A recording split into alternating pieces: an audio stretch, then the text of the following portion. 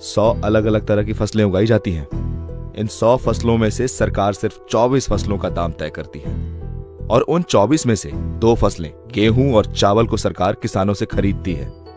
गेहूं और चावल के दाम गांव में एक सर्वे टीम को भेजकर किया जाता है। सर्वे टीम किसान से उनकी खेती की लागत के बारे में जानकारी लेती है।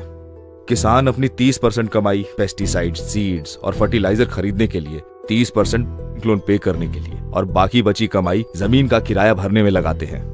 किसानों की इस लागत के आधार पर सरकार भाव तय नहीं करती, बल्कि कंज्यूमर की जेब की क्षमता के अनुसार भाव तय किया जाता है। सरकार के इस निर्णय से किसानों को बहुत बड़ा नुकसान होता है और बाकी के 22 फसलों का भाव लोकल ट्रेडर्स तय करते हैं। जब मार्केट में उन 22 फसलों की डिमांड ज्यादा होती है, तब उन्हें गोडाउन में रोक दिया जाता है। डिमांड दोगुनी होने पर ट्रेडर्स उसका फायदा उठाकर फसलों को मनमाने दाम पर बेचते हैं। ट्रेडर्स की इन हरकतों से किसानों को उनकी फसलों का सही दाम नहीं मिल पाता।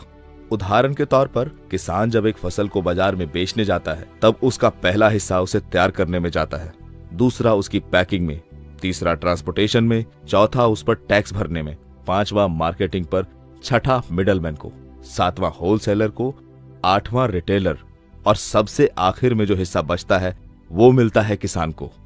इस नुकसान से बचने के लिए अगर सारे किसान मिलकर अपनी फसलों को सीधे कंज्यूमर को बेचे तो उन्हें सिर्फ पैकिंग, ट्रांसपोर्टेशन का खर्च होगा। इसके अलावा उन्हें सिर्फ रिटेलिंग और उसका टैक्स भरना होगा।